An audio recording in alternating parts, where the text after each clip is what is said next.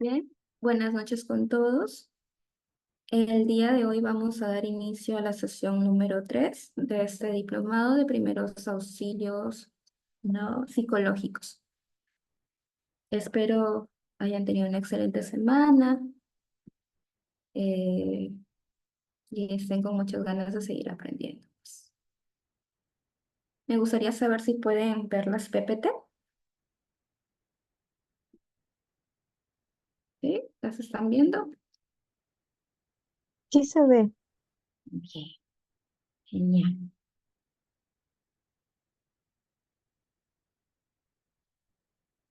A ver, acá, acá.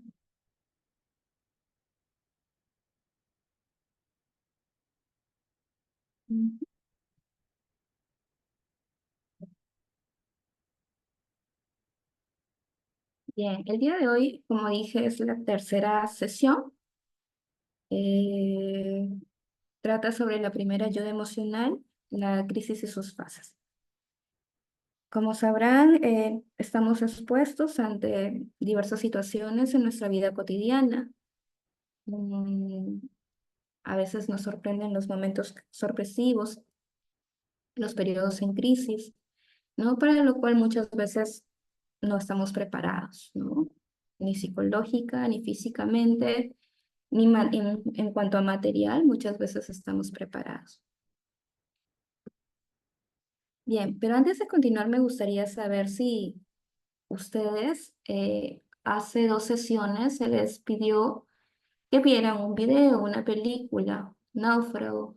Me gustaría saber si es que la pudieron ver eh, y quienes deseen participar y puedan detallar alguna reflexión con respecto al trauma, ¿no? Y a lo que venimos viendo clase a clase.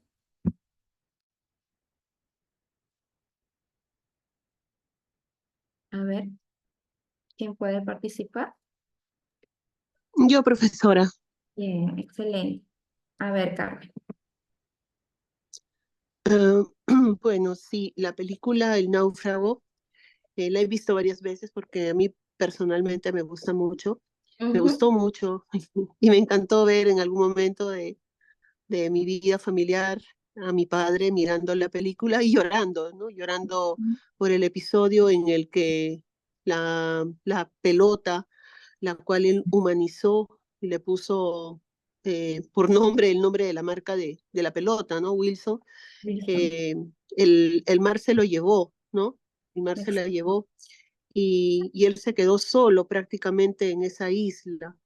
Cómo este personaje hace acopio de toda la resiliencia que puede tener un ser humano, ¿no? Esa capacidad de afronte que muchas veces la tenemos inmersa en nosotros y cuando debemos de hacer acopio de esta, a veces no sabemos cómo, pero todos los seres humanos, creo que todos los seres vivos en general, tenemos la capacidad de resiliencia, ¿no? Es ese término que debe ser acuñado día a día.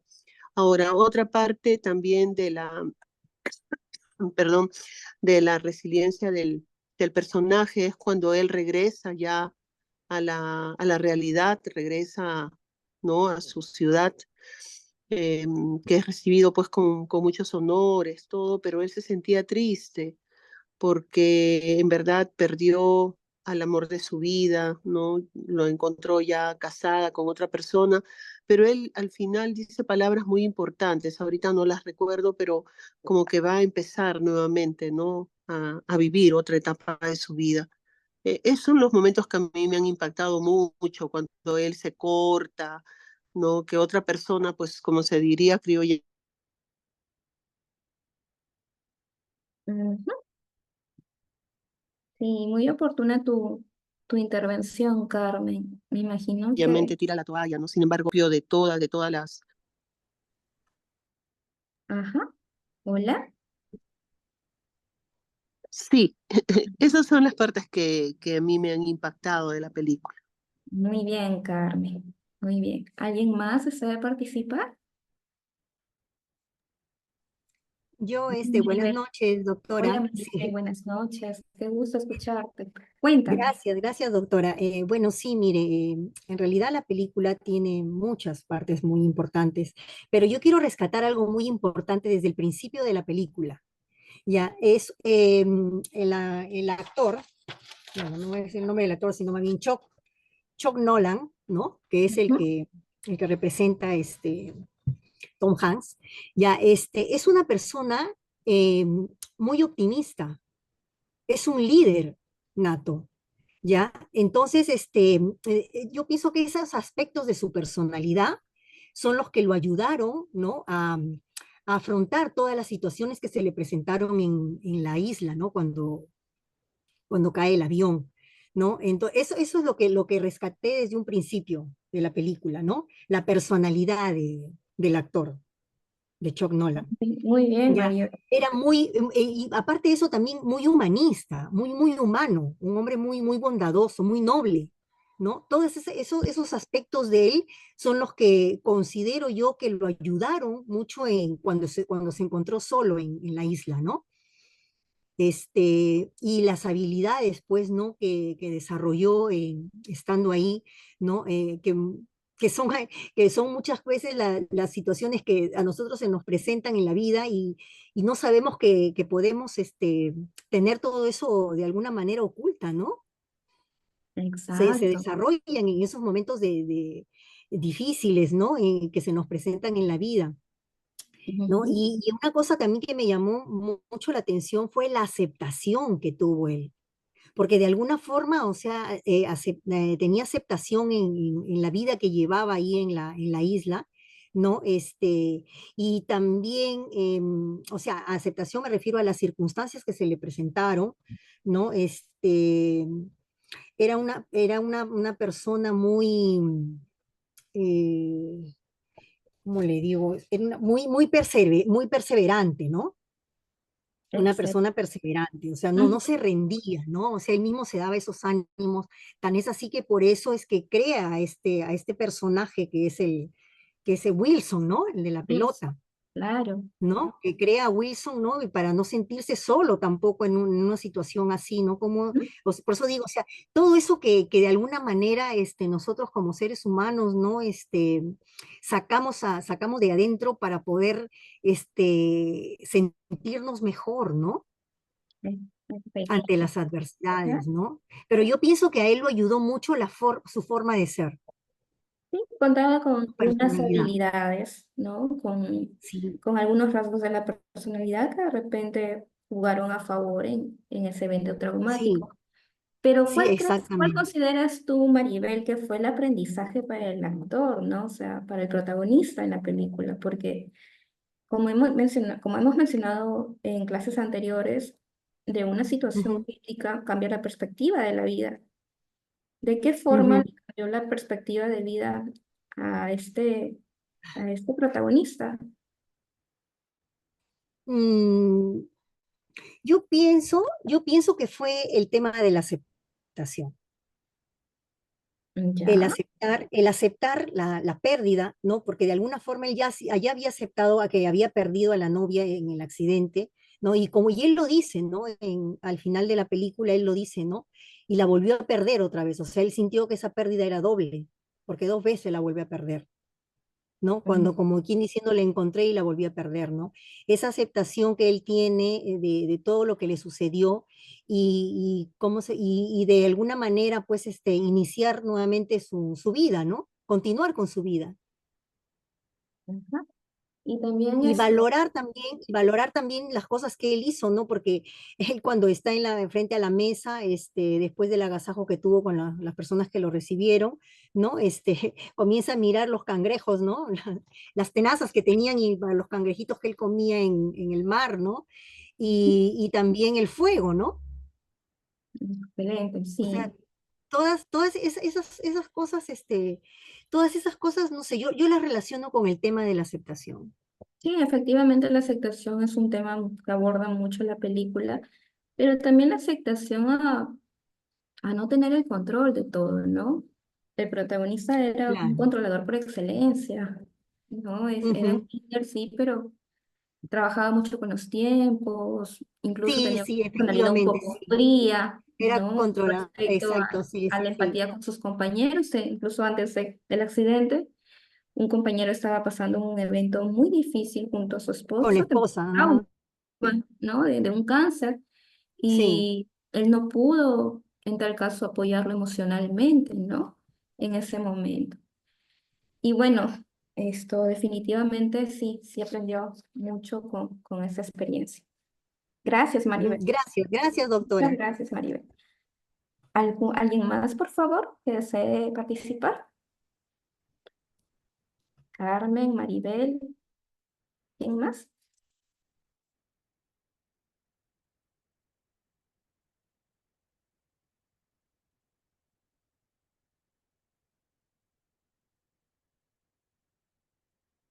A ver, ¿una persona más que desee participar con respecto a la reflexión sobre la película El náufrago? ¿Náufrago?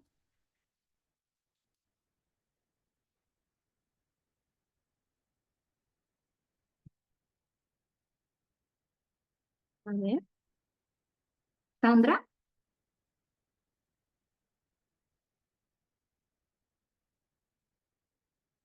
Aló, Miss. hola, te escucho. Hola. Bueno, hola. Ya, yo soy Lourdes. Ok, Lourdes, buenas noches. Lo que yo he podido rescatar es cómo de un momento a otro una persona puede cambiar gracias a lo ocurrido, ¿no? A un accidente como este caso, un evento donde él lucha por su vida y va a la isla, ¿no? Y pasa momentos difíciles y solo se encomienda a Dios, que es el Mm. único ser que lo puede apoyar a él, pero es una persona perseverante que puede sobrevivir y hacer las cosas, buscar, ¿no? Las cosas que le van a ayudar a sobrevivir ahí, a vivir ahí, ¿no? Porque si fuera una persona débil, de repente hubiera fallecido, se hubiera puesto a llorar, no hubiera hecho nada, pero él de hacer lo mejor lo que se podía, ¿no? Y aparte de Y que los eso, mecanismos de afrontamiento que mencionó Maribel, ¿qué otros consideras que tenía, que contaba el protagonista? Aparte del liderazgo, ¿qué otras habilidades? bueno, que también tenía salud física Ya. Ujú. y el deseo de hacer las cosas bien, pues, ¿no? De perseverar. Yo veo más ahí, la perseverancia. Y Mm, tampoco, bueno, miedo, seguramente que sí lo sentía psicológicamente, ¿no? Por interno, claro, en las tormentas, pero ¿no? eh, claro, el miedo, la angustia, la soledad y el cambio de vida, ¿no? De pronto, Ujú. de repente tenía una casa distinta a donde él estaba, como él dormía, la vida se le había cambiado de noche a la mañana, ¿no? Y fue una cosa rápida. Y también su vida lo cambió, ¿no? Cómo nos pueden cambiar. Si de repente yo estoy muy feliz y de repente voy a esto, ¿no? Algo que no esperaba y Claro, luchar contra algo eso. impredecible, ¿no? Como hace poco también vimos en las noticias una catástrofe lamentablemente irreversible, ya la caída del avión en Brasil, ¿no? Ah, sí, pues fallecidos Eh, todos. ese momento tan traumático que habrán pasado los difuntos, los fallecidos, ¿no? En esa situación tan crítica, ¿no? Ese instinto de supervivencia, esa lucha. Qué difícil realmente, ¿no? Qué difícil para las familias, qué difícil para los rescatistas, ¿no? Tener que soportar esa situación, ¿sí? Eh, doctora, ante esa situación, porque sí se presenta, se ha presentado y muchos hemos pasado, ¿no? Unos más que otros. Por ejemplo, un temblor en Pisco, ¿no? Que Ujú. fue fuerte. La gente estaba de lo más bien, hasta muchos celebrando un cumpleaños, otros haciendo planes. y que se le venga abajo a la casa y incluso muchos enfermos terminen en los hospitales, ¿no? Es como un shock, un- algo traumático para esas personas y más aún sin poder tener ni siquiera dinero, ¿no? ¿Qué hacen estas personas? Como usted dice, ¿no? La parte física ven los médicos, pero muchas veces la parte psicológica no. Nadie te dice, también te vas al psicólogo, necesitas que vean tu conducta, cómo has quedado, cómo estás. Y como usted, yo hice una pregunta en la primera clase, ¿no? De que yo había tenido un accidente y nunca fui a un psicólogo. Y es verdad, porque cada vez que me acuerdo yo lo revivo, ¿no? No lo he olvidado. Imagínese esa persona que sufre, ¿no? Como este señor que quedó así de esa manera. A la larga, claro, ¿no? Regresa, todo se reencuentra, pero él es otro. Claro, ¿no? Y definitivamente va a pasar un buen tiempo para que logre readaptarse otra vez, ¿no? A su entorno social. Y ¿Sí? otro choque, él ve, de repente quería esperar a la persona que él amaba, ¿no? Y no Ujú. encontró. Y ya Sí, no estaba como él hubiera querido. exacto. Es un trabajo muy, pero muy complejo, brindar primeros auxilios psicológicos en desastres naturales, ¿no? De esta índole. Muy, muy, muy complejo. Qué bueno, señorita, esta clase nunca lo había escuchado. A mí me parece que nos va a ayudar a nosotros y también poder entender a las personas, ¿no? Que de repente pierden a un ser querido y solamente le dicen mi más sentido pésame y ya, ¿no? Y nada más, y no lo escuchamos, solo cálmate, Correcto. cálmate, cálmate y deja de llorar, ¿no? A veces hay personas que son así, dice, la vida es así, ¿no? A veces cómo ponerse en ese lugar, ¿no? Claro, ¿no? Cómo brindar la contención emocional, ¿no? Ser empáticos con el dolor ajeno. Es algo que la modernidad, el mismo ritmo de vida, la sociedad está olvidando, ¿sí? Pero que podemos rescatar, ¿no? Sobre todo ante estos eventos y situaciones tan críticas. Bien, Bueno, señorita, muy amable, gracias. gracias Lourdes, gracias a ti por tu intervención. Muy, muy, Mis, muy disertada. ¿Alguien más gracias. desea participar antes de continuar? ¿O continuamos ya? Liliana Mena. Ujú. Liliana Mena desea participar. Bien, vamos a continuar entonces. Sí, y la primera ayuda emocional es una herramienta muy valiosa para poder nosotros brindar apoyo de manera inmediato y temporal, ¿no? Hay que recalcar que la primera ayuda emocional ocurre dentro de las 24 a 72 horas después del evento crítico, ¿no? Y se desarrolla en personas que se encuentran experimentando una crisis emocional en un estado de estrés muy intenso.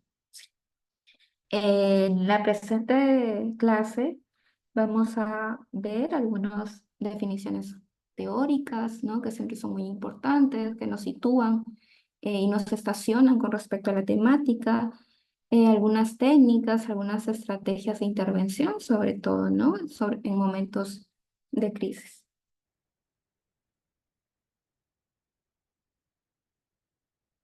¿Sí? Y la primera ayuda emocional, contextualizarla han tomado tiempo, pues esas han sido desarrolladas por diversos autores y organizaciones en lo que respecta de los tiempos. Keshler en el año 2007 menciona que la primera ayuda emocional es una herramienta básica para los primeros respondientes en profesionales de salud mental. No es una terapia psicológica, sino es un enfoque de apoyo inmediato, ¿sí? Se enfoca más en la evaluación, en el apoyo emocional y la conexión con recursos adicionales, ¿no? Al proceso de apoyo. Posteriormente, la Organización Mundial de la Salud menciona que la primera ayuda emocional se centra en la promoción de la seguridad, estabilización emocional y conexión con recursos adicionales, y a su vez debe ser brindada por o por personas capacitadas, no necesariamente psicólogos, no necesariamente psiquiatras, ¿no? Sino también personas capacitadas. Luego Meichenbaum en el año 2003 menciona que está centrada en la evaluación de la situación crítica, a través de la identificación de pensamientos y emociones negativos que puedan surgir a partir de la misma, y la promoción de habilidades de afrontamiento y recursos para que puedan ser adaptadas posteriormente, ¿no? En poblaciones diferentes, ¿no? Y contextos también diferentes.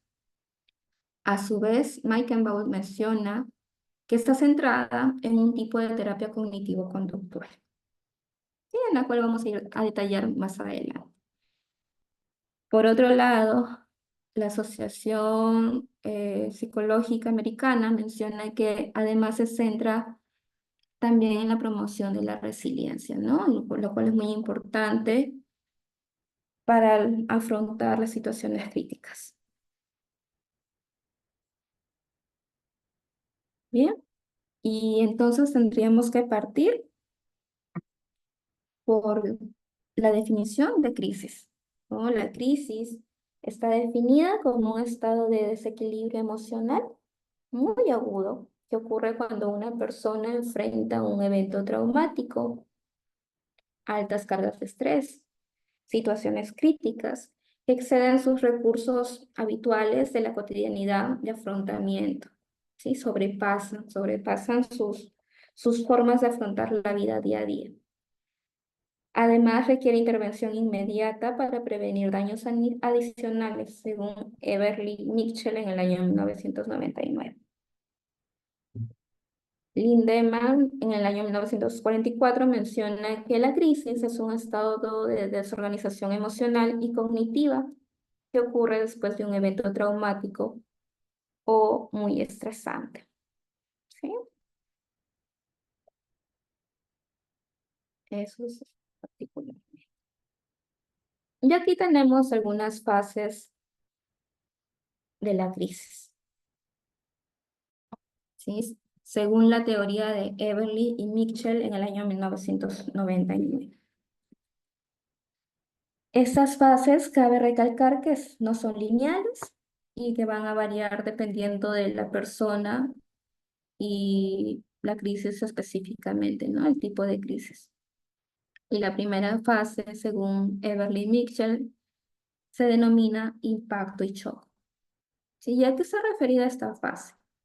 Esta fase se caracteriza por una respuesta en sí fisiológica ante un evento crítico muy intensa, ¿no? Que incluye incluso un shock, ¿no? Bastante conmoción a nivel emocional y también una parte de incredulidad, ¿sí? Uno se queda pasmado, niega esto, incluso la situación, ¿no? No hay aceptación.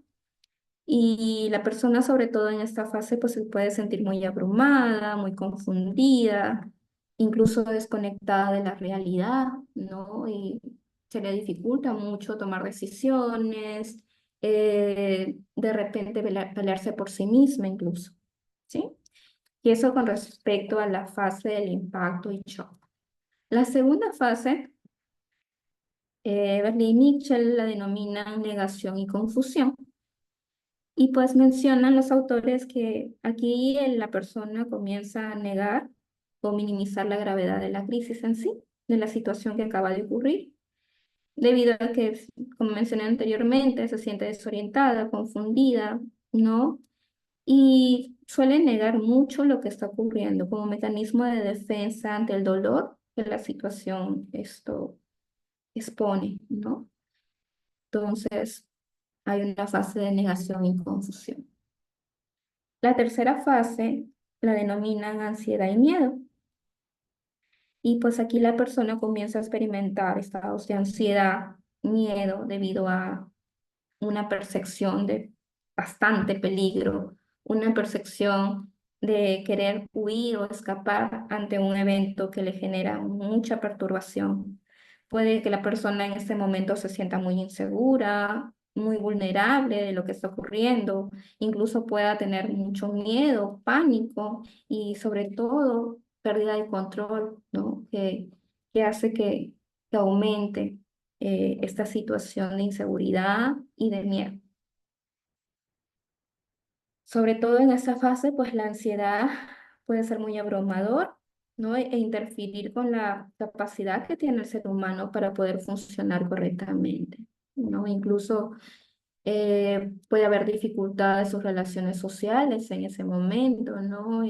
O de respuesta, ¿no? Esas respuestas eh, tan comprensivas ante un evento anormal, ¿no? Que está surgiendo. La cuarta fase mencionan que se denomina depresión y desesperanza, ¿no?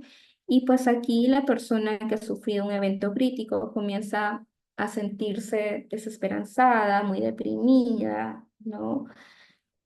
No ve la luz del túnel, ¿no? Lo ve el túnel sin salida, muy impotente, muy abrumada. Del mismo modo puede que haya perdido el sentido de esperanza o el propósito de vida, ¿no?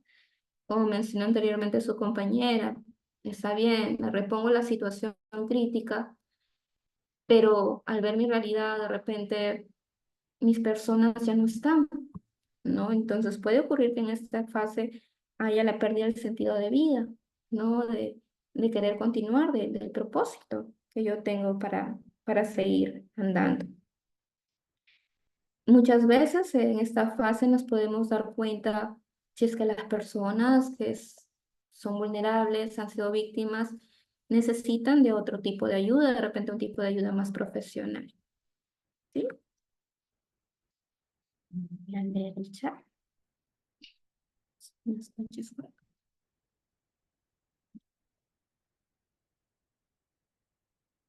Ya vamos a continuar.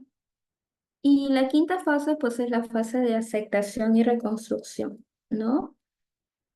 En esa fase, la persona comienza en alguna medida a aceptar la realidad de la situación crítica, vuelve a reconstruir su vida, ¿no? A sentirse más calmada, más centrada en el aquí y ahora, más orientada y con una mayor sensación de controlar las situaciones, ¿no? De estabilidad emocional. Eh, Tanto la aceptación como la reconstrucción requieren netamente un proceso de duelo y de adaptación, ¿no? De adaptación al cambio. Sí, entonces es una etapa muy importante dentro de las fases de una crisis en cuanto a su recuperación. Y bueno, se termina con la fase de reintegración y crecimiento, ¿no? Según Everly Mitchell, mencionan que aquí la persona ya se reincorpora a su cotidianidad, va a comenzar nuevamente a experimentar un desarrollo personal, un afán por crecer personalmente, se siente con mayor fuerza, con mayor vitalidad, más resiliente, con una mayor sensación de tolerancia a la frustración, ¿no? De tener un propósito, un sentido de vida. Esta fase requiere mucho aprendizaje y mucha reflexión, ¿no? Sacar lo positivo de lo negativo, ¿no? Ver lo bueno en lo malo, ¿no? Sacar la experiencia de la situación crítica, ¿no? El aprendizaje que viví, que me dejó pasar por esta situación crítica. Bien, me gustaría si hasta aquí tienen alguna pregunta con respecto a las fases.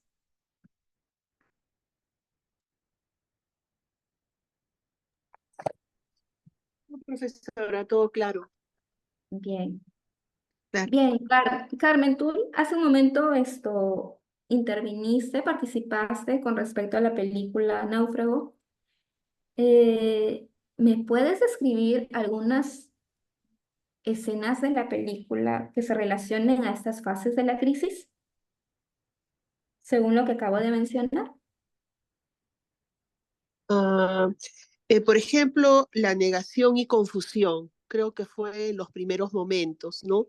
Ujú, Cuando habían momentos en que el personaje perdía la paciencia, ¿no? ujú, Inclusive habían eh, monodiálogos, ¿no? O diálogos socráticos que él mismo se enviaba como para recapacitar, porque se notaba que por momentos él podía negar lo que le estaba ocurriendo, ¿no? O sea, no validaba sus emociones inicialmente.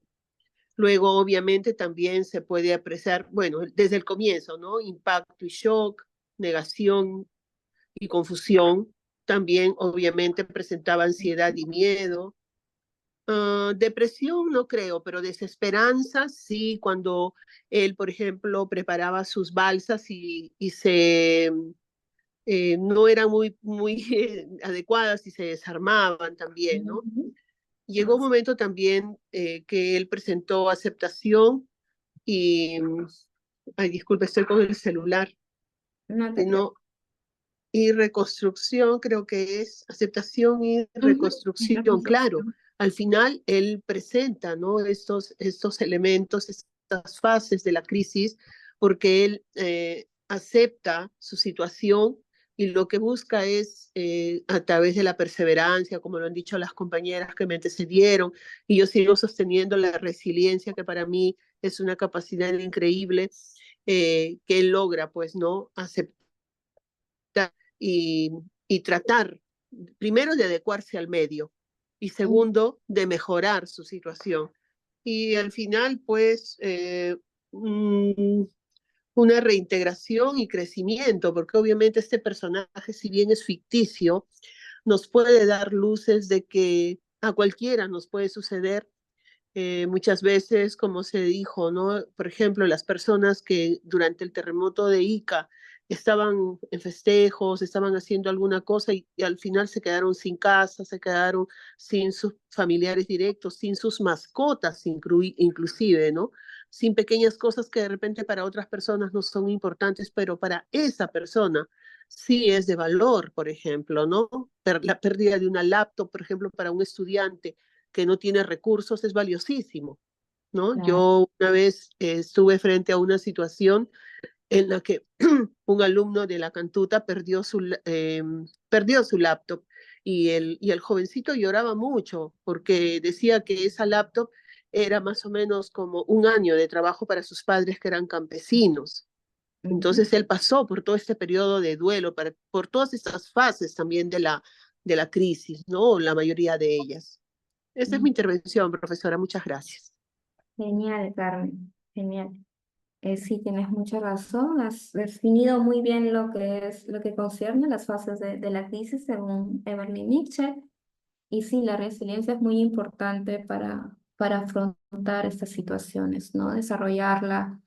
Eh, Me gustaría saber también esta noche qué aprendizaje les dejó atravesar diferentes situaciones de crisis en su vida.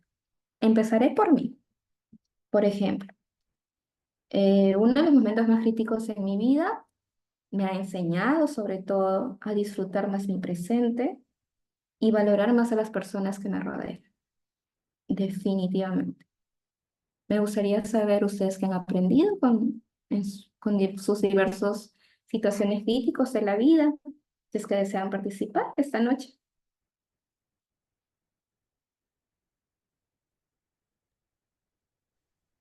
Yo, profesora. A ver, Maribel, ¿qué aprendiste? ¿Qué te Sí. dejó? El, me dejó el aprender a conocerme mejor, Ok. a aprender a conocerme mejor, a quererme más, ¿no? Y aprender a apreciar mis espacios, mi soledad, ¿no? Y justamente eso, o sea, no sentirme sola, sino acompañada porque me siento feliz conmigo misma. Ujú. Excelente, Maribel. Eso Me me enseñó. encantó. Gracias. Valió la pena entonces. Sí, por supuesto. Valió la pena. Claro que Feliz. sí. Muy Gracias. bien, genial. ¿Alguien más que me desee dejar que aprendió? A ver, Lourdes. Ya mis, bueno, prepararme para diferentes situaciones, Ujú. porque no sé, claro, voy a vivir el presente, pero este presente se puede cambiar, puede transformarse en cualquier momento, ¿no?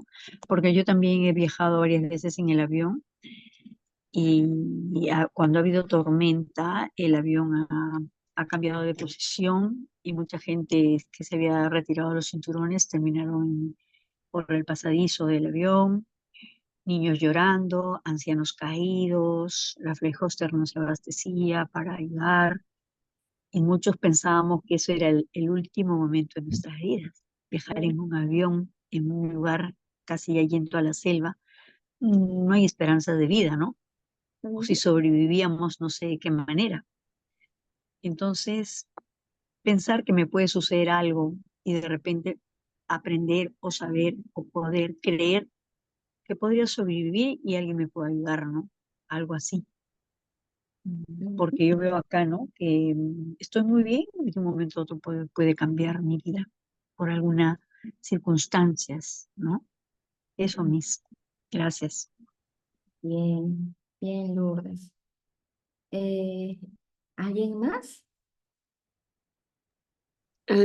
Sí, profesora. A ver. A mí la situación del COVID-19 me Ujú. dejó muchos aprendizajes y también muchas reflexiones, porque de un momento a otro nos vimos confinados a nuestras casas o en lugares donde nos habíamos quedado, quizás los menos esperados, ¿no? Pero es muy diferente cuando, a pesar de todo eso, nos diagnostican COVID y nos internan. Cuando se cierra la puerta que nos recibe en el hospital, en verdad sabemos cómo entramos y no sabemos cómo vamos a salir. Cuando a mí me ocurrió eso, y yo pensé que iba a salir con los pies por delante y dentro de una bolsa negra, ¿no? Ese fue mi primer pensamiento. Pero ya dentro del hospital, algo que me hizo mucho bien, yo nunca había leído a Ana Frank, de verdad que no. Había escuchado, había visto alguna película, pero nunca la había leído especialmente, o sea, nunca había visto su vida, ¿no? Y me ayudó mucho a pesar de estar internada, el poder ver eh, el diario de Ana Frank y entender cómo esa persona, cómo esa niña, aún niña, pudo sobrevivir, ¿no? Esos años encerrada. Cómo a pesar de todas las situaciones en su contra, todas esas vivencias negativas, los conflictos que tenía inclusive con su padre en algún momento o con las personas que estaban con ella confinadas, ella pudo hacer acopio, nuevamente insisto con la palabra resiliencia, yo sí la tengo bien acuñada en mi vida, y, y logró, ¿no? De alguna manera, si bien al final ella fallece, pero ella logra y ha dejado un legado para la vida. Esa es mi intervención, profesora, gracias. Muy bien, gracias, gracias a ti. Muchas gracias. Y qué bueno que a todos de alguna manera la crisis nos dejó ese cambio de perspectiva, ¿no? Ese aprendizaje, ese volver a recomenzar, pero desde la experiencia. ¿Sí? Antes de continuar, ¿alguien más que desee intervenir o contarnos su aprendizaje?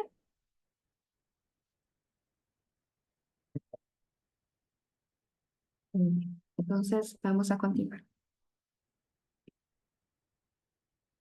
Bien, y estas fueron las fases de la crisis según Everly y Mitchell en el año 1999. ¿Sí? Y ahora vamos a hacer una contextualización de las fases según el modelo de Meichenbaum en el año 2003.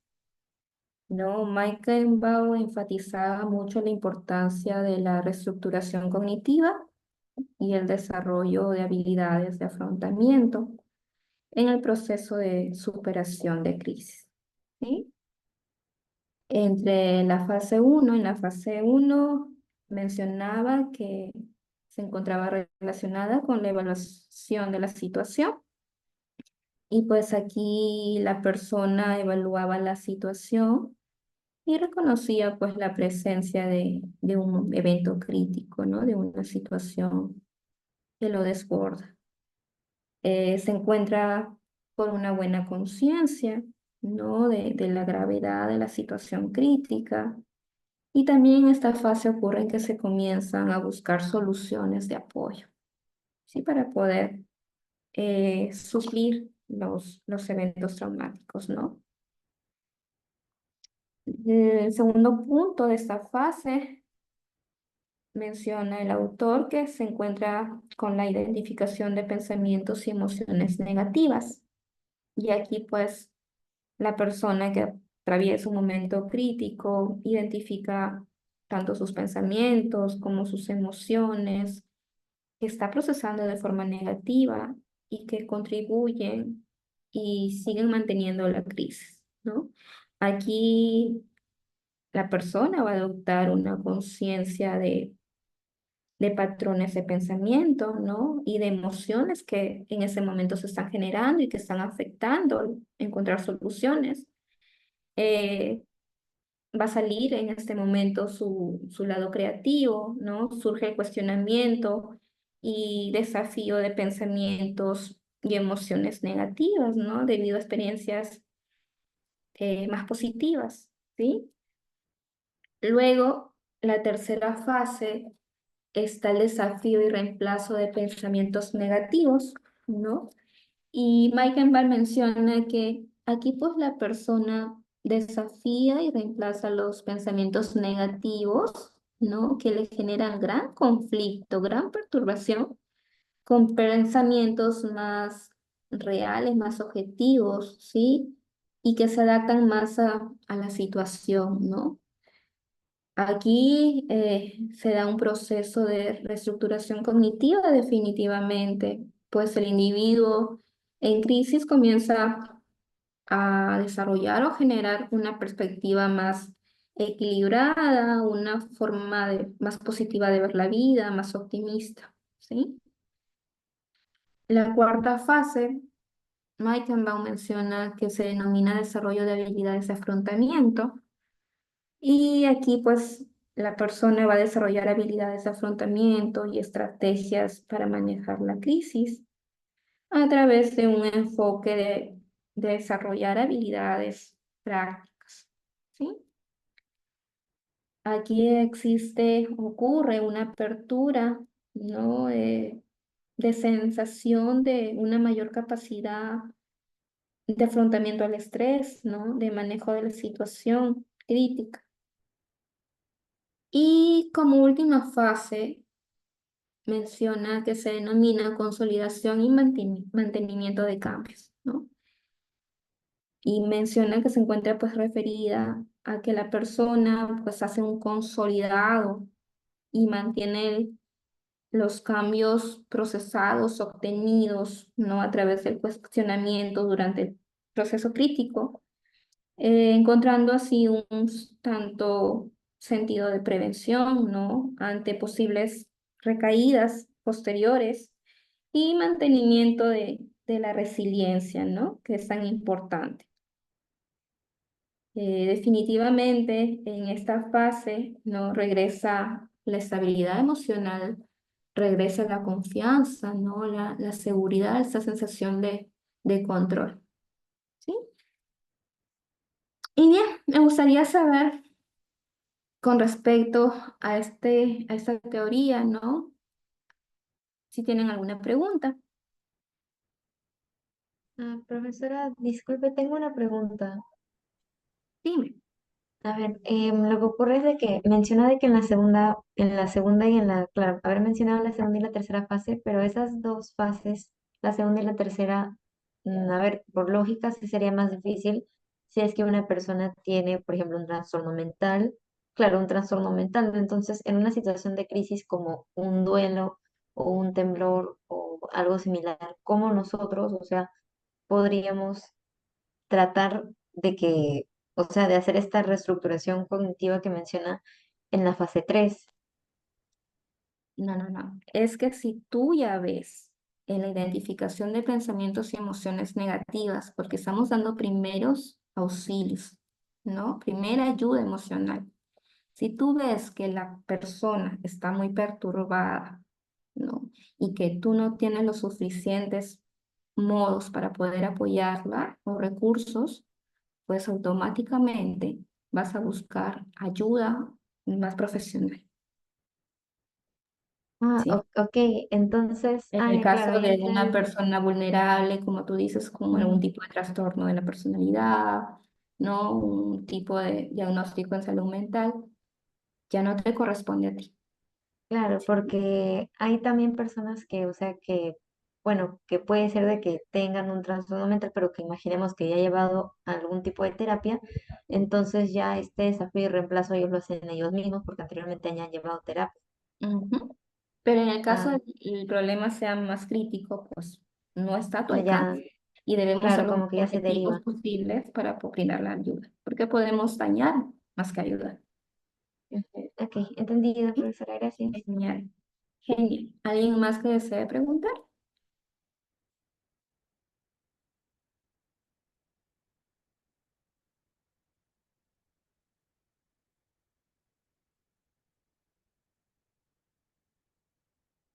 ¿No? Bien, entonces vamos a continuar. ¿Sí? A ver. Pero antes de continuar, vamos a ver un videíto, ¿sí? Para reforzar lo aprendido. Me mencionan si pueden escuchar, por favor, ¿ya? Porque a veces hay problemas con el audio. Y vamos a ver el resumen de este video. De las fuerzas especiales del ejército norteamericano ¿Se puede escuchar? le encargan una peligrosa misión. El objetivo es capturar Sí. o matar a un peligroso líder de Al Qaeda llamado Ahmad Shah o algo así. Ellos son hombres rana, paracaidistas, pistoleros, bullangueros, rescatistas, peleoneros, mareros, reggaetoneros, hasta raperos, auténticos SEAL de la Marina. Pero les será suficiente para completar la misión. Lo averiguaremos en este video. Acomódense, prepárense algo. Estoy resumiendo. El sobreviviente o el único superviviente.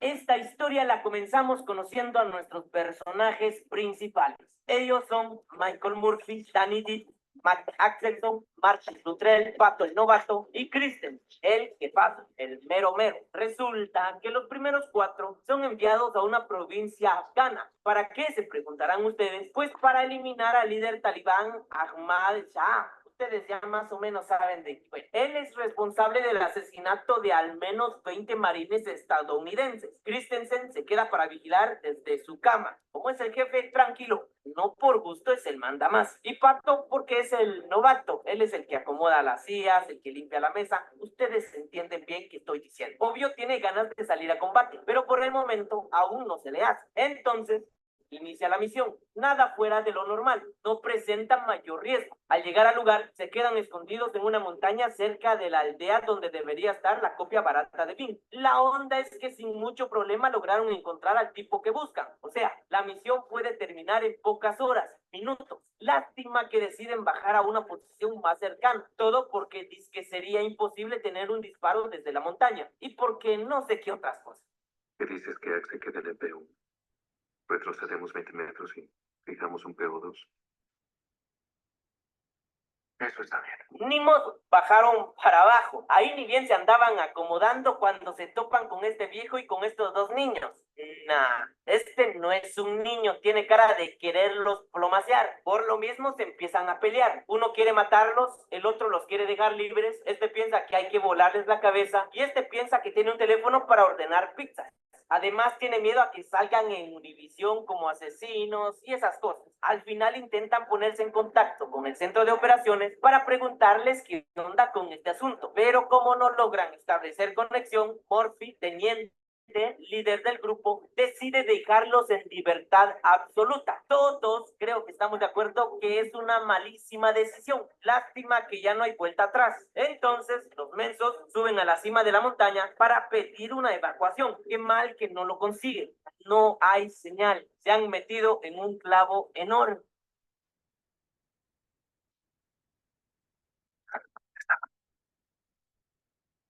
Poco tiempo después, lo normal, la verdad, son emboscados por un puño de talibanes. Trataron de imponer condiciones, obvio que tampoco se dejaron. Solo que como ellos son pocos y los otros son un chingo, en pocos minutos ya se veía que les darían chicharrón. Así que optan por salir ladera abajo. El plan es esconderse en donde no encontrarán salida. Así de tonto.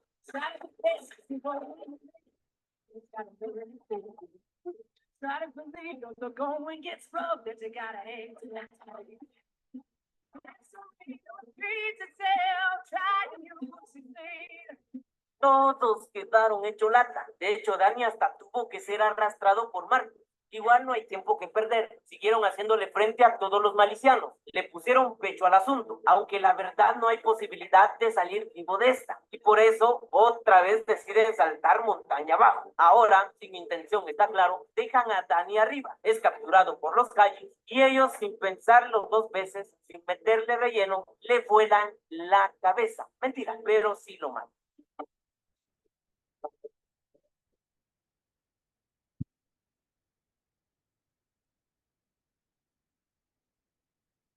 Michael es consciente de que si no logran pedir ayuda, no tienen ninguna posibilidad, así que se arriesga subiendo a un lugar más alto para poder establecer una conexión telefónica. No creo que sea un problema de altura nomás, o sea, ya estaban arriba y tampoco tenían señal. Sin embargo, me cierra la boca, porque ante todo pronóstico consigue pedir ayuda, aunque él termina tiroteado por los talibanes.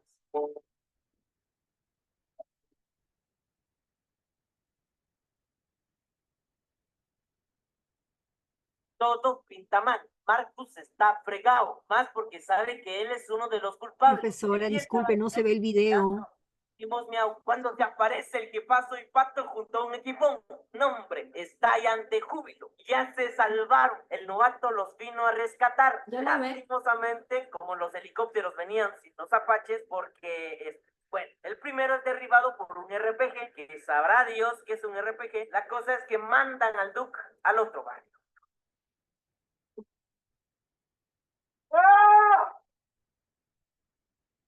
El otro helicóptero se regresa por miedoso, la verdad. Los dejó tirados. Patitas, ¿pa' qué te quiero? Bueno, en su caso, hélices, ¿pa' qué te quiero? Pobres, ya valieron. No tienen escapatoria. Igual pasaron un par de horas y siguieron vivos. Bueno, Axe no termina muriendo.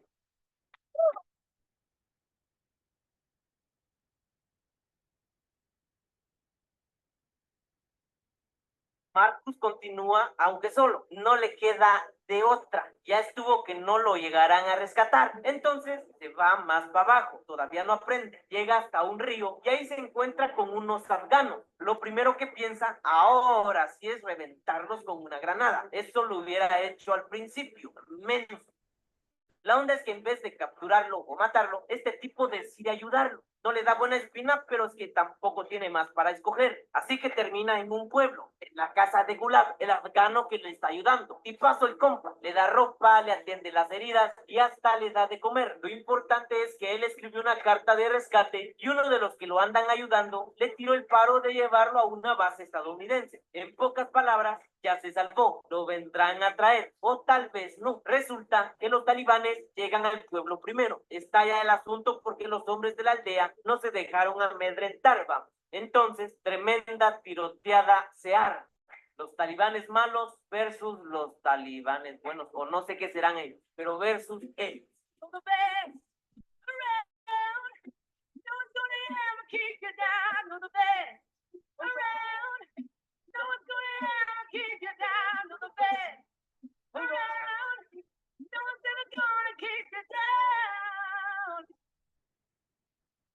Marcus estuvo cerca de morir, tuvo mucha suerte. Entonces, un par de minutos después, las tropas norteamericanas llegan a su rescate. Él agradece a los aldeanos por haber puesto en riesgo a toda su familia por un hombre desconocido y se lo llevan. Casi conoce a San Pedro, pero termina siendo el único superviviente. Una parte de mí estará siempre en esa montaña muerta. Pero una parte de mí vivió, gracias a mis hermanos. Espero que les haya gustado este resumen épico Será hasta una próxima que nos volvamos a topar por YouTube. Les recuerdo que se suscriban, que comenten, que le den like, que compartan y que hagan todo lo que ustedes quieran. Pronto volveré con algo nuevo y a lo mejor pronto con la serie Un poco de errores. Así que pongan en los comentarios buenas pelis. Hasta pronto. Adiós.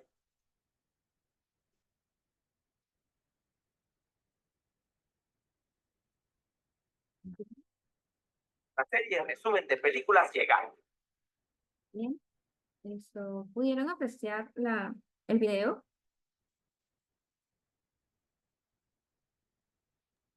¿Cómo es Sí, el profesor. protagonista? ¿Qué pudieron percibir?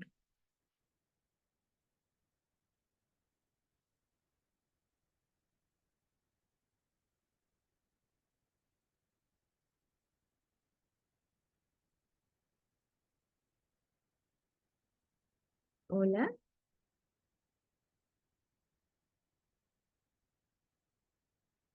¿De qué naturaleza era el evento crítico que pudieron percibir en el video?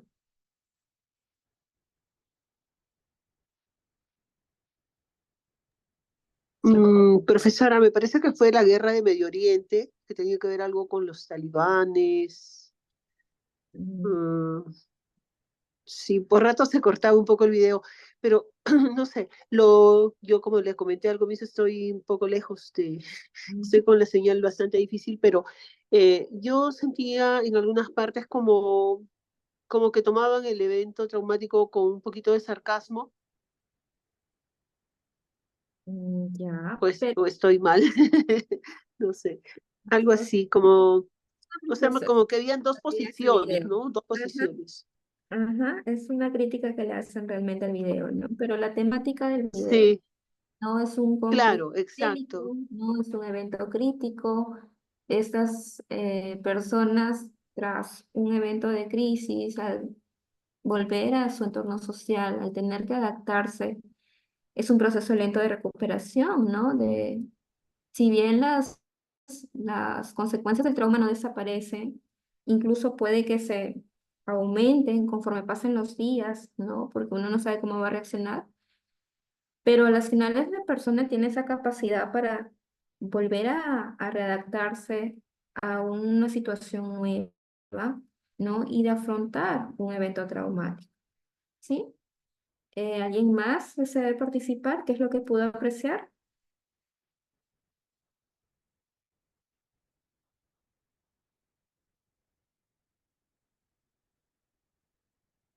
Bien, bien, entonces vamos a continuar. ¿Sí? Doctora, una cosita. Sí. La película que usted nos acaba de pasar, estos son eventos bélicos, ¿no? Estas Ujú. guerras. En estas guerras, pues, hay una lucha por ganar, ¿no? Por un interés económico o cual sea, ¿no? Pero quienes sufren más son los militares que que entregan su vida, todo contra todo, ¿no? Con armamentos, eh, con la parte física, sus emociones siempre son dañadas. Muchas veces ven fallecer a su mejor compañero, al que va con él, ¿no? O de la otra parte. Y ellos quedan con secuelas, y estas secuelas llevan a sus hogares, y su rehabilitación, ellos muchos no se rehabilitan, y cada vez cambian, ¿no? Su carácter en sus casas. Yo también vengo de familia militar y he visto que he sabido que han estado en eventos bélicos, en guerras entre Perú y países vecinos, y sí les cambian. Ellos dicen que han visto la muerte y pensaban ya nunca volver a sus casas ni volver a su familia, ¿no? Y es triste, pues, ¿no? Porque ellos ahí pasan momentos muy difíciles, hasta en sí no tienen alimentos, muchas veces carecen de agua, hasta de la misma ropa, y a veces hasta se les acaba las armas, ¿no? Como las que usan pues para la lucha, ¿no? Para la guerra. Eso es Ajá. todo, mis. Bien, bien, sí, definitivamente la exposición es magna, ¿no? Y a veces, pues, los recursos de afrontamiento no alcanzo, ¿sí? Hay un gran desbordaje en cuanto a la parte emocional y recuperarse, sin duda alguna, como ven, las fases de una crisis es un proceso muy lento, ¿sí? En muchos casos, como en en la teoría de Everly, ¿no? Y Mitchell, pues son incluso 6 fases, ¿no? Donde hay tanto la negación, el impacto, eh, y por último, pues la aceptación, ¿no? Y el aprendizaje. Sin embargo, pues según las fases de Meichenbaum, pues hay un tipo de reestructuración cognitiva, ¿no? Si en el caso que se pueda trabajar con la víctima, ¿no?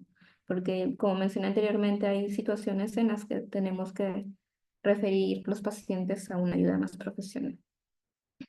Bien, y las señales de alerta, pues, que debemos tomar en cuenta, ¿no? Ante los eventos críticos, ¿sí? De modo general, pues son cambios en el comportamiento o en el estado de ánimo en una primera índole. Las personas que pasan un evento traumático, un evento crítico, suelen presentarse más irritables, más agresivas, ¿no? Más sensibles. Suelen presentar mucha ansiedad, mucho nerviosismo, ¿no? Mucha inseguridad, mucha depresión, tristeza, ¿no? El sentido de desesperanza, de aislamiento social, ¿sí? Y eso es muy característico y hay que saber comprender, ¿sí? Y acompañar a la persona. Otro de las señales, pues puede ser los problemas de la salud física, ¿no? Que pueden aparecer, ¿no? El dolor crónico, la fatiga constante, el cansancio, problemas para dormir, ¿no? De repente sueño interrumpido, de repente insomnio, la pérdida del apetito que también puede presentarse, ¿no? O las personas tienden a adelgazar o también a veces a tomar más peso, ¿no? También puede presentarse como son los casos de ansiedad. En los casos de pérdida, generalmente, pues las personas bajan su peso porque pierden el apetito, ¿no? Por ejemplo, en los duelos, en las muertes de los seres queridos, ¿sí? Donde hay bastante sentido de desesperanza, de tristeza. Y también pues surgen, ¿no? Y se relacionan mucho, según varios estudios, los problemas gastrointestinales, ¿sí? Los problemas del estómago con los problemas de estrés, con los eventos críticos. Otra de las señales es que las personas pues van a presentar mucha dificultad en sus relaciones interpersonales, ¿no? Van a aparecer de repente conflictos familiares, de pareja, con amigos, con colegas, con gente del trabajo, por lo mismo que las personas están más vulnerables, más sensibles, ¿no? Con gran dificultad para manejar sus emociones, para procesarlas, para expresarlas, ¿no? Y con un gran sentimiento de soledad por el mismo aislamiento que ha tomado, ¿no? Esto también dificulta el poder relacionarse de modo oportuno, de modo saludable. De modo general, también otra señal que ocurre mucho ante eventos críticos es dificultad para concentrarse, ¿no? Disminución de la productividad, ¿sí? Ocurre mucho, ¿no? Hay pérdida de enfoque, hay un déficit en la productividad, ¿no? Hay errores en cuanto al trabajo, ¿no? En cuanto a lo académico, de repente si es un estudiante, ¿no? Ocurre mucho. Es muy predecible que ocurran esos eventos, ¿no? Esas señales. Y por último, pues de modo general, hay sentimientos de pérdida de control o desesperanza, ¿no? Lo que más nos perturba ante esta situación crítica es que no la podemos controlar. No estamos tan acostumbrados a programarnos en el día a día, lo que va a ocurrir el día de mañana, ¿no? La otra semana, planificar un viaje de repente. Pero estas eventualidades, estas situaciones críticas no esperadas, nunca estuvieron programadas. Y esa sensación de perder el control genera mucha impotencia, genera mucha frustración, ¿no? Incluso un sentimiento de indefensión, ¿no? En que uno no sabe qué hacer, ¿no? Y es por eso que muchas veces tanto es el grado de frustración, ¿no? De pérdida que las personas pues tienden a suicidarse, a autolesionarse incluso, ¿no? De impotencia, ¿no? Y es porque sin duda alguna la situación que están viviendo es insuperable, ¿no? Para que la persona pueda superarla por sí misma, ¿sí? Pero según las teorías pues, que hemos venido mencionando, Everly en el año 1995 señala como señales de alerta pues, los cambios en el patrón de sueño también de forma más específica, cambios en el apetito, como mencioné anteriormente, en el estado de ánimo, ¿no? Y dificultades también de concentración, ¿sí? Según Mitchell, en el año 1988, menciona que suelen ocurrir sentimientos de ansiedad o miedo, gran sentimiento de desesperanza e impotencia, cambio en el comportamiento, en el estado de ánimo, ¿no? Y una gran dificultad para relacionarse, ¿sí? Y eh, también surgen pues sentimientos de estrés, de agotamiento, cambio en la productividad, ¿no? Dificultad en el manejo de situaciones cotidianas, sentimientos de soledad y aislamiento. Sí, esos también son algunas de las señales de alerta. Entonces, según hemos podido hoy día percibir, es detectable cuando una persona la está pasando mal, ¿verdad? O sea, si nos ponemos a observar de manera más objetiva nuestro entorno, las personas que nos rodean, nos indican, nos dan indicios cuando van bien o cuando van mal. Entonces, es un llamado también a la reflexión, ¿no? Mirar también al otro. Sí, yo sé que debemos ser prioridad a nosotros mismos, ¿no? Nuestro desarrollo personal. Pero las relaciones humanas son muy importantes y el otro también es parte mía, ¿no? Si el otro también es una respuesta, ¿no? Es unidad. Si el otro también está bien, yo también va a ser parte de mi felicidad incluso, ¿no? Entonces, hay que preocuparnos también por las demás personas que nos rodean, sobre todo las personas muy significativas en nuestra vida y que suelen ser más vulnerables, ¿no? Ante eventos críticos, como son los niños, como son los adultos mayores, ¿no? Como son las mujeres, muchas veces, ¿no? Sobre todo en una sociedad tan machista como la nuestra, ¿sí? En fin, hay que ser más observadores. Me gustaría saber si hasta aquí tienen alguna pregunta.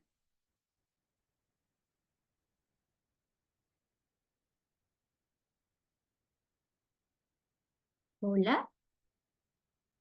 A ver, chicos. Para mí está claro, profesora. Muchas gracias. Bien, entonces vamos a continuar. Bien, y vamos a encontrar pues algunas de las principales modos de apoyo, ¿no? Emocional a las personas vulnerables que están atravesando algún momento de crisis, ¿sí? Y lo primero pues es brindar un tipo de técnica de escucha activa, ¿no? Es tan importante prestar atención al otro, ¿sí? No solamente en cuanto a palabras, sino también a gestos, ¿no? Sino también a actitudes, ¿sí? Manteniendo siempre un contacto visual, ¿no? Una actitud de apertura, de accesibilidad, ¿sí? De encuentro.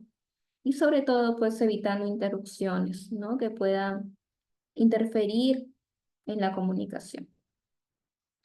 Otro modo de apoyar es desarrollando la empatía, ¿no? Expresando constante comprensión, ¿no? Compasión, ¿no? Por el evento que está pasando la persona. Y se da desde lo más simple, ¿no? Desde la entrega de algunos gestos, ¿no? Gestos de apoyo, palabras solidarias, ¿no? Que pueden hacer mucho, que definitivamente generan mucho cambio y mucho progreso en la recuperación de la persona. Otro modo de apoyo emocional es la validación, ¿no? Y es que validar los sentimientos, las emociones de las personas es tan importante, no minimizar su dolor, no minimizar ni juzgar tampoco su interpretación, ¿no? Ante la situación crítica, ¿sí? Va a generar una gran confianza con el otro, ¿sí? Va a generar que la persona se deje apoyar, que la persona de alguna manera se refugie, ¿no? Se contenga emocionalmente y se libere también, ¿no? A través de la expresión de sus propios pensamientos, de sus propios sentimientos, de sus temores, ¿no?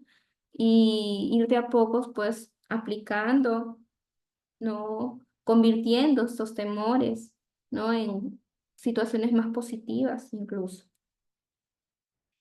Otra de las técnicas es el reframing, ¿sí? Que se relaciona mucho al momento de que ayudamos al otro a reenfocar la perspectiva de la persona hacia aspectos más positivos, ¿no?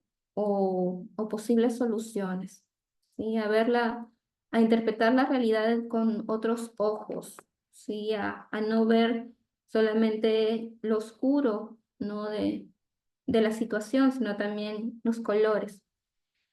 Un ejemplo, por ejemplo, en el tipo de apoyo de reframing puede ser que una persona de una crisis, ¿no? Puede mencionar, esta situación definitivamente pues es un desastre, ¿no? Para mi vida, estoy arruinada, no puedo creer de repente todo lo que me esté pasando, que esté ocurriendo, todo lo que estoy experimentando, es una gran pérdida, ¿no? Y cómo es que yo la contengo mediante el reframing, ¿no? Podemos decirle a la persona que está ahí, que estamos escuchando, por ejemplo, entiendo que eso es muy difícil para ti, ¿no? Esta situación es muy crítica, es insostenible en este momento. Sin embargo, pues me imagino que anteriormente has superado situaciones difíciles, ¿no? Antes, y que puedes hacerlos de nuevo, ¿no? Porque considero que tú cuentas con los recursos de afrontamiento para poder revertir esta situación. Si bien esta experiencia pues puede ser un gran desafío, puede generarte mucho dolor, pero también puede ser una oportunidad pues para que tú crezcas, para que tú aprendas algo nuevo, ¿no? Para que cambies de perspectiva, ¿no? Entonces, el tan solo decirle esto, ¿no? El darle un enfoque más positivo de la situación, ayuda a que la persona se sienta reconocida, ¿no? Se sienta validada en cuanto a sus sentimientos, ¿sí? Que la persona cambie su perspectiva, de su visión negativa, ¿no? De ver la realidad, ¿no? A una visión más neutral o incluso más positiva, ¿sí? También a que desarrolle un poco más la resiliencia, ¿no? Y su capacidad para poder superar esta situación tan crítica, ¿no? Y sobre todo también a que pues tenga una perspectiva, ¿no? Una cierta actitud de crecimiento, de aprendizaje, con la vida misma que le puede estar sucediendo. Entonces, tan solo esta situación, ¿no? El tan solo esta contención en cuanto a palabras, ¿no? Esta ayuda, ¿no? En cuanto a la escucha, de tan solo escucharla, ¿no? De darle un feedback de repente, ¿no? De nuestra perspectiva, genera un cambio muy importante en la persona, ¿sí? Entonces podemos hacer más continuamente la técnica del reframing, si bien no niegas, aquí no vamos a negar la realidad que está ocurriendo de esta situación, que puede ser insostenible, puede ser muy perturbadora, pero sin embargo, pues podemos ayudar a la persona a no verla tan catastrófica, ¿no? A verla un poco diferente, con un sentido más de esperanza, ¿no? Y con menos ansiedad, con menos estrés, ¿sí? En algunos casos funciona, no en todos, ¿no? Pero de que puede dar resultados, sí puede dar resultados. Otro de los modos de poder apoyar emocionalmente a esas personas que pasan situaciones críticas es a través de técnicas de respiración, relajación, ¿no? Guiar a la persona a ejercicios de respiración, ¿sí? A ejercicios de repente de relajación muscular progresiva, ¿sí? Para reducir el estrés con técnicas de imaginería, de visualización. Funciona mucho, definitivamente funciona mucho y hace que la intensidad de la ansiedad o del estrés disminuya, ¿no? El tan solo con imaginería, proyectar a la persona ante sensaciones más positivas, ¿no? Ante situaciones más placenteras, transforma el sentir, ¿sí?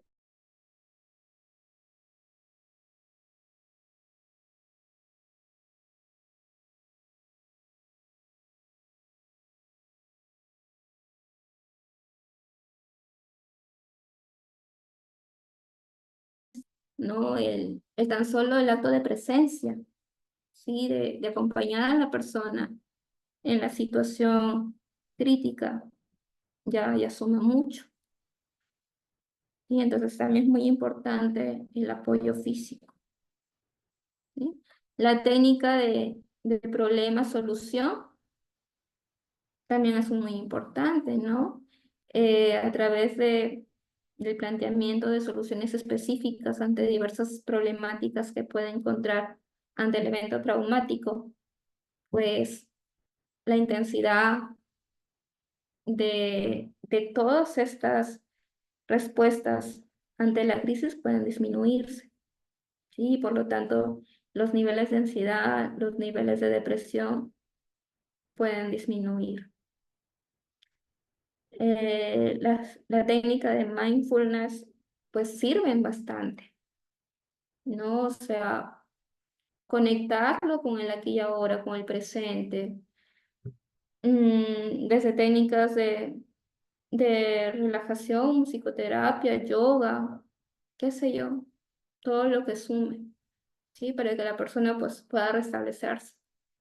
Y pues la conexión con recursos, ¿no? Que es muy importante, sobre todo con la ayuda ya más profesional en caso lo necesite, ¿no? La persona, ¿sí? Porque tenemos que ser conscientes, tenemos que ser objetivos, que no podemos con todo, ¿sí? Que van a haber casos que van a meritar una atención mayor, una atención más exhaustiva, ¿no? Más personalizada, y eso está bien, ¿sí? Lo importante es rescatar a la persona en todo el sentido de la palabra, ¿sí? Incluso en la parte emocional, ¿sí?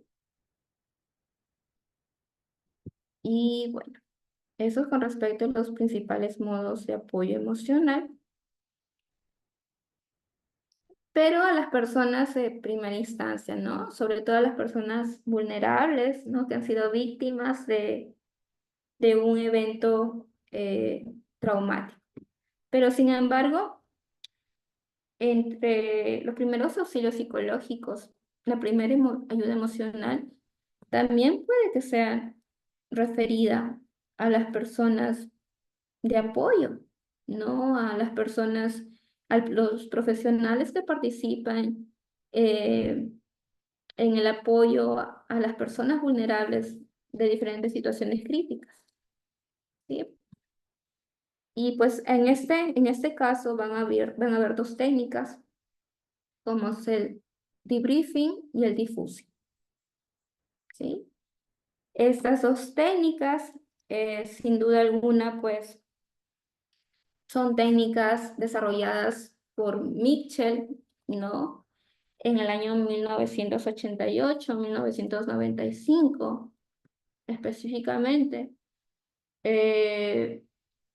Aquí, pues, en esta técnica del debriefing, principalmente es usada, pues, para el personal rescatista, como lo mencioné anteriormente, ¿no? El personal de emergencias, de apoyo emocional, que ha estado involucrado en la situación de crisis o de trauma, ¿no? Ya sean bomberos, ya sean policías, ya sean rescatistas, médicos, enfermeras, psicólogos, ¿no? El exponerse, ¿no? Ante esta situación crítica, hasta ante este evento, puede generar un gran conflicto, un gran estrés en los profesionales que están apoyando en ese momento, ¿sí? Y eso, pues, sobre todo para las dos técnicas, ¿no? El debriefing y el diffusing. Si bien también se pueden desarrollar con las personas que han sido víctimas, pues de hacerlo, pues debería hacerse con profesionales muy especializados en cuanto a la salud mental, ¿no? O con personas que lo manejen de forma adecuada. Si bien al día de hoy no lo vamos a abordar de modo tan específico, ¿no? Porque se van a abordar en las siguientes sesiones, pero vamos a hacer un análisis esto general, ¿sí? Y el debriefing, pues, es una técnica, como mencioné anteriormente, ¿no? Que su objetivo principal es ayudar, pues, al personal que ha rescatado, ¿no? A procesar sus experiencias traumáticas después de esta situación crítica. Por lo tanto, lo va a ayudar a disminuir, ¿no? Sus niveles de estrés, sus niveles de ansiedad, mejorar la comunicación para el trabajo conjunto que se pueda desarrollar, ¿no? Identificar posibles áreas de mejora también para la respuesta, ¿no? Ante el evento crítico, pero sobre todo para poder prevenir, ¿no? Un trastorno de estrés postraumático, que es muy común, ¿no? Y que padecen mucho esos profesionales en cuanto intervienen en el rescate, ¿no? De los eventos críticos, ¿sí? Y eso es en cuanto al debriefing. Sí, el debriefing generalmente dura de 30 minutos a más. Sí, es un tipo de técnica, ¿no? Que se da de forma estructurada, ¿no? Que tiene un tipo de estructura específica, ¿sí? Por ejemplo, en el debriefing, sus fases son, por ejemplo, la introducción en primera instancia, ¿no? El relato de los hechos que se dan en en el mismo evento, ¿sí? Los pensamientos e impresiones que puedan tener los diferentes participantes, las reacciones emocionales que está experimentando la persona, la normalización del evento, ¿no? Las planificaciones futuras y afrontamientos, ¿no? Ante posibles eventos similares. Y pues por último es la disolución del grupo, que es el cierre, ¿no? Entonces tiene sus fases muy definidas, por lo tanto se dice que tiene una estructura muy específica, a diferencia del diffusing, que no tiene una estructura, que si bien el debriefing ocurre desde las 24 a 72 horas posteriores, el diffusing ocurre generalmente durante las 24 horas, ¿no? Después de estar, ¿no? Expuestos al evento crítico. ¿Sí? Duran entre 15 a 30 minutos, el diffusing no tiene una estructura, el debriefing está centrado en la exploración y procesamiento de emociones y experiencias que pueda desarrollar la persona. Y el diffusing, pues la reducción de intensidad de emociones negativas y sobre todo la promoción de la calma, ¿no? Y el fomento de la resiliencia también. En el debriefing, pues, generalmente va a requerir la participación activa de todas las personas, ¿no? No, aquí no van a haber interrupciones. Sí, en el diffusing no requiere la participación activa. Pueden que hayan interrupciones también, ¿no? Según la demanda emocional que pueda abordar el grupo. Entonces, tiene unas diferencias muy distantes en cuanto a a su desarrollo ambas técnicas. ¿Sí? Y quiero saber si aquí tienen alguna pregunta.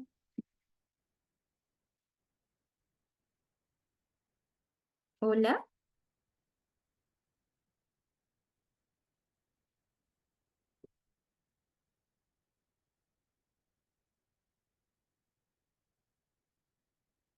Hola. Profesora, yo sí entendí bien. Gracias. ¿Alguien más, por favor? Todo claro, Miss, gracias. Ok, Está claro, Miss. ok. ¿Algún aporte que quieran entregar en la clase con respecto a los, a las señales, no, frente a la crisis, a las señales de alerta?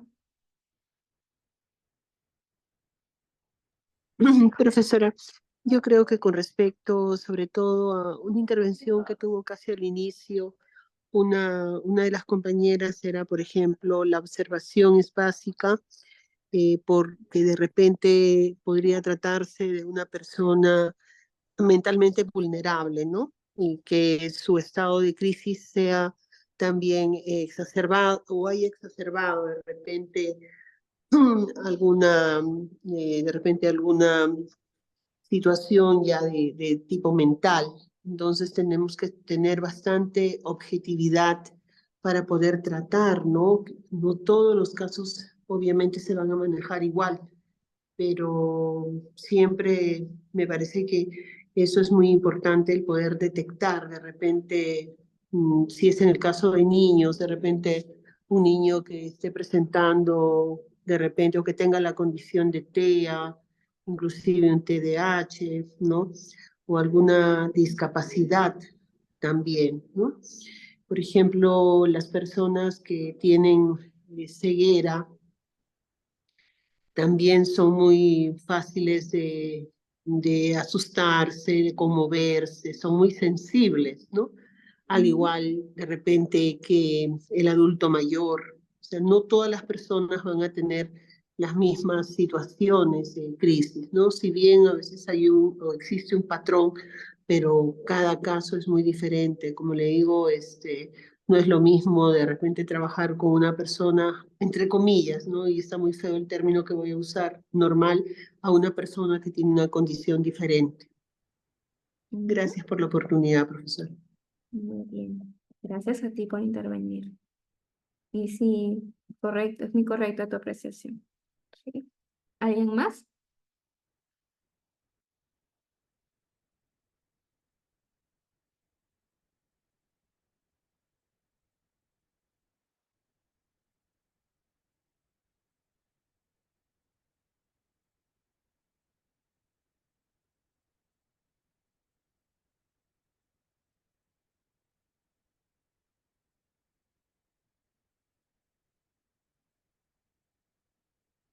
Bien. Y con respecto al último punto, ¿no?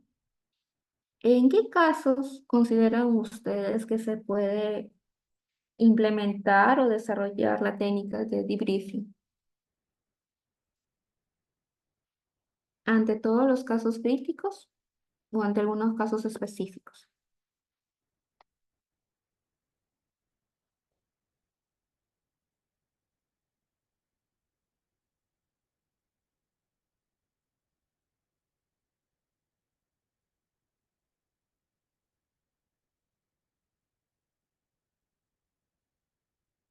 ¿No? A ver, Camila.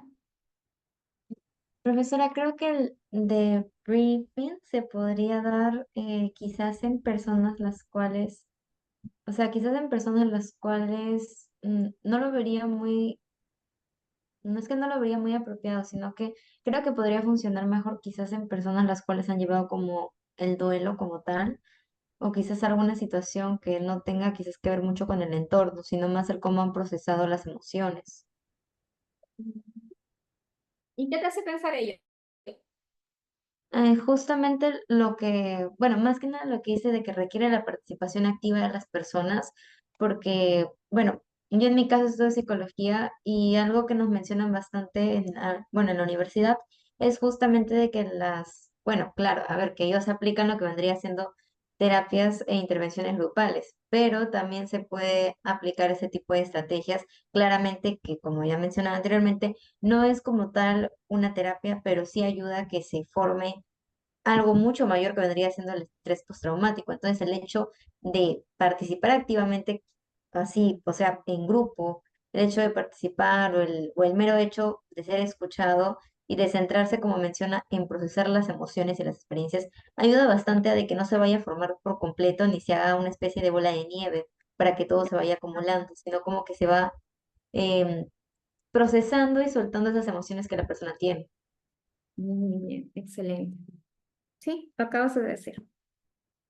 Sí, el procesamiento de las emociones, ¿no? El saber identificar estrategias para poder manejar o afrontar la situación es una de las metas del debrief, ¿sí? Este acompañamiento grupal, activo, sin duda alguna no ayuda mucho, ¿sí? ¿Alguien más que desee participar? Profesora, eh, el debriefing usan mucho las personas de rescate, ¿no? Los bomberos, los rescatistas. No sé si se le puede dar el nombre de técnica, quizás una técnica de desmovilización, ¿no? Porque las personas que han actuado en esos primeros momentos de crisis, brindando los primeros auxilios psicológicos, también son afectadas, ¿no? Mm, También han sido, pues, vulneradas emocionalmente por todas las vivencias que han recopilado en su intervención, que obviamente no son pocas. Entonces, eh, la técnica tanto del debriefing como del diffusing eh, tienen que ver también con, con aquellos actores que han estado por decirlo de alguna manera, actores, ¿no? Con aquellas personas que han brindado los primeros auxilios psicológicos, que han estado directamente en el momento, ¿no? Brindando como equipos de segunda o de primera respuesta, o de primera respuesta emocional ante ese evento crítico. ujú, exacto. Bien. A ver, eh, a continuación yo les voy a dar un caso, ¿no? En el cual vamos a analizar el debriefing y en el cual pues les voy a solicitar su atención, ¿no? Para poder darle un análisis más profundo, más acertado, conjuntamente. Y bien, supongamos que un equipo de rescate de montaña responde ante un evento inhóspito, un evento de emergencia, en la que un grupo de escaladores, ¿no? De esos que les gusta mucho la aventura, queda atrapado en una montaña durante una gran tormenta. Después de una operación de rescate exitosa, ardua, de gran esfuerzo, el equipo de rescate pues realiza un debriefing para analizar lo que sucedió y cómo podría mejorar en el futuro las intervenciones parecidas, ¿no? O situaciones de igual índole, ¿no? De igual naturaleza. A continuación les voy a dejar unas preguntas, ¿no? Que ustedes pueden hacerse para analizar mejor el estudio a través del debriefing. Por ejemplo, ¿cuáles consideran ustedes que fueron los objetivos, ¿no? del debriefing en este caso? ¿Sí? Un equipo de rescatistas va tras unos escaladores de montaña que quedaron atrapados bajo una tormenta. ¿Sí? ¿Cuáles fueron los objetivos del debriefing en este caso? ¿Quiénes participaron en el debriefing y por qué? ¿Cuáles fueron los temas principales que se dieron durante el debriefing? ¿Cuáles fueron los posibles temas? ¿Cómo es que se identificaron y analizaron los factores que contribuyeron que la operación sea exitosa? ¿Sí? O en tal caso, ¿cuáles podrían haber sido los factores que hubiesen contribuido a que sea un fracaso? Otra pregunta que se pueden realizar es, ¿qué estrategias se desarrollaron durante el debriefing para mejorar futuras operaciones, ¿no? Como rescatistas? Y por último, pues, ¿de qué manera se implementaron las conclusiones y recomendaciones del debriefing en el equipo de rescate?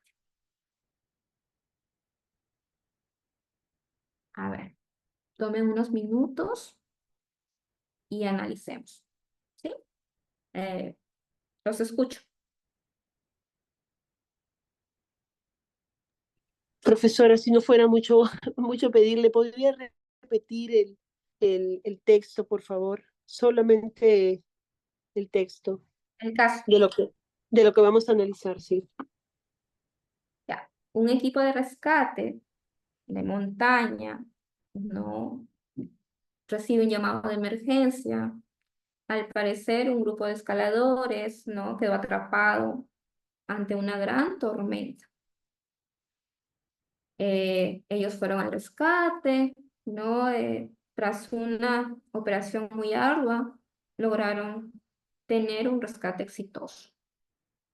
El equipo de rescate, al terminar, realiza un debriefing para analizar lo que sucedió y cómo se podría mejorar, pues, en el futuro operaciones de igual índole o parecidas, ¿no? Para que puedan intervenir de forma más satisfactoria.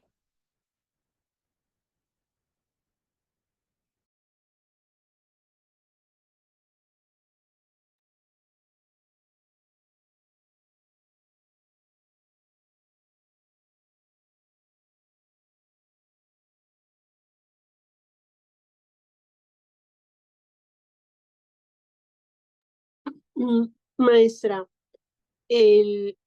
¿puedo intervenir, por favor? Claro, escucho. Sí, el objetivo del equipo de rescatistas era justamente ayudar a estas personas, a estos escaladores, ¿no? A salir del problema, ¿no? Eran escaladores, probablemente ha habido algún derrumbe, alguna situación ahí en la cima donde ellos han escalado, ¿no? Entonces, el objetivo principal era ayudarlos. Entonces, en el debriefing que ellos han tenido, porque tuvieron una misión exitosa, ellos van a evaluar, ¿no? Todas las situaciones en las que cada uno de esos miembros de rescate estuvieron inmersos. De repente uno de ellos piensa que debió hacerlo más rápido, o el otro puede pensar que sí lo hizo bien, o el otro puede decir o identificar alguna falencia, ¿no? Que ocurrió,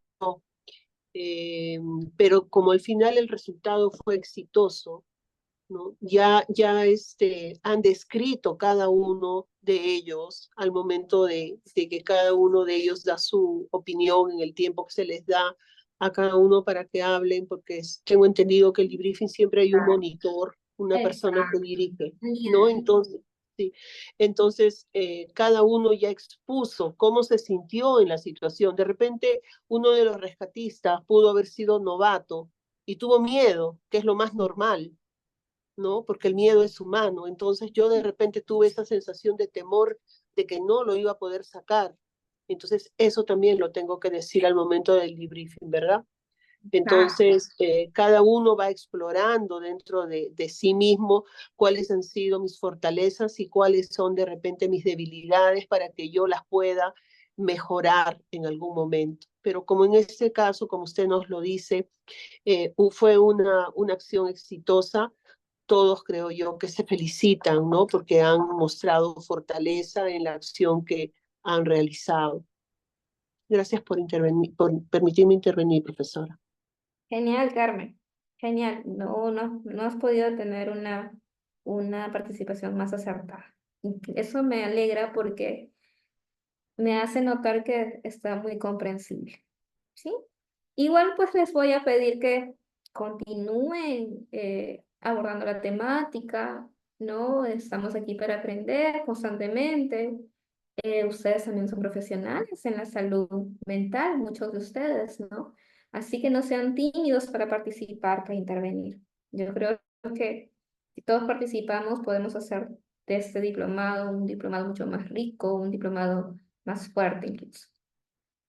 Me alegra que hayan gustado de la sesión de hoy. No sé si quieren decir algo más antes de terminar, antes de dar unas pequeñas conclusiones para finalizar. Sí, buenas noches. Hola. Hola, Bueno, buenas noches, buenas noches. hola. Quería compartir también algo sobre el debriefing. Ujú. A ver, yo observo que en cuanto a las personas o sea, en cuanto a los rescatistas, el objetivo de ellos en ayudarlos a procesar, reflexionar sobre sus experiencias, tiene mucho que ver con la forma en que ellos permitan que los rescatados participen e intervengan para que puedan descargar lo que llevan dentro. Ahora, cuando dice que la duración es de 30 minutos a más, eso es completamente cierto, porque cuando las personas empiezan a compartir lo que llevan dentro, eh, a veces no se les puede detener. Y llega un momento en que se sienten tan confiadas de acuerdo a la apertura que les permita el conductor, en este caso, ¿no? El rescatista, que hablan de diferentes temas, incluso que van a ser relacionados con lo que les ha pasado, sin que esto sea necesariamente lo que les ha pasado.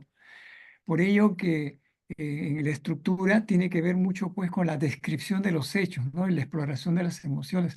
En cuanto la persona puede describir mejor los hechos, mejor la experiencia, mejor la puede procesar también.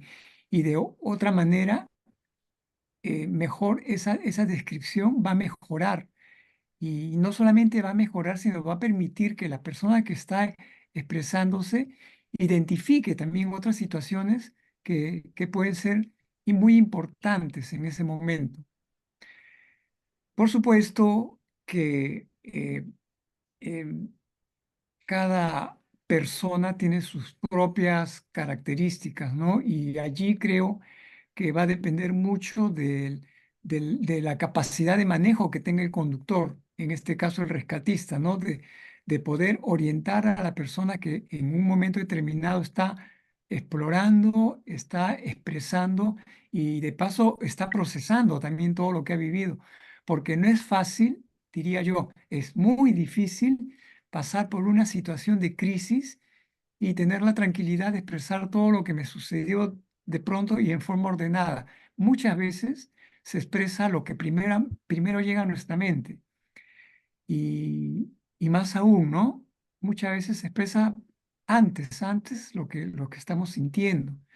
Entonces, por otro lado, es también importantísimo, creo yo, que ninguna de las personas que están en este grupo de rescatados se quede con lo que lleva dentro. Ninguno. Y vuelvo a repetir, es muy importante la intervención del conductor para que con las estrategias determinadas o con la forma en que tenga de manejar un grupo, permita o induzca a cada uno de los participantes a completar o por lo menos iniciar una intervención en este tipo de exploración que están haciendo ellos. Gracias. Eso quería compartir. Muchas gracias. Muchas gracias por tu intervención. Sí, ha sido muy positiva, ha sido muy resumida, sí, en el caso que estamos abordando del debriefing, sobre todo muy acertada, ¿no? Has dicho concisamente algo muy cierto, sí, toma tiempo, este es un proceso, el debriefing es una técnica estructurada, ¿no? En el cual mucho va a ayudar la expresividad de los participantes para una mayor comprensión, ¿sí? Para una mayor validación y para una mayor recuperación de los recursos de afrontamiento, de mejora para eventos posteriores, para situaciones posteriores. Bien, les agradezco su atención el día de hoy. Nos encontramos, si Dios nos permite, en la próxima sesión. El día de mañana les estoy enviando el cuestionario correspondiente. Cualquier consulta, cualquier sugerencia, por favor, háganla saber. ¿Sí? Nos vemos. Maestra, Dígame. una consulta rápida. A ver. Dime. Lo que pasa es que le estoy escribiendo a las muchachas que nos atienden para pedirle cuestionario sobre las tareas. ¿Se van a estar mandando las tareas al correo o cómo? Porque fíjese que le escribí 2 veces y no me contestaron. ¿Cómo va a ser todo ese proceso? Déjame yo comunicarme el día de mañana con ellos para que se comuniquen con todos y mejoren ese proceso del cual me mencionas. Y ya no ocurra otra eventualidad como la que me acabas de expresar. ¿Te Sí, parece? porque, o sea, como que ya tenemos tareas acumuladas y para que, o sea, entre todos evaluemos o cómo va a ser las calificaciones, porque no damos respuesta, pues a ver qué nos dicen. Y lo del cuestionario también, maestra. Sí, Ya. no te preocupes, yo mañana lo soluciono. ¿Sí? Ok, muchísimas gracias. Buenas noches. A ustedes, nos vemos, hasta luego. Hasta la próxima clase, profesora. Hasta la próxima, profesora. La frasecita de la noche, ¿sí? La adversidad es una oportunidad para descubrir nuevas fortalezas. Así que no le huyen. Nos vemos, hasta luego.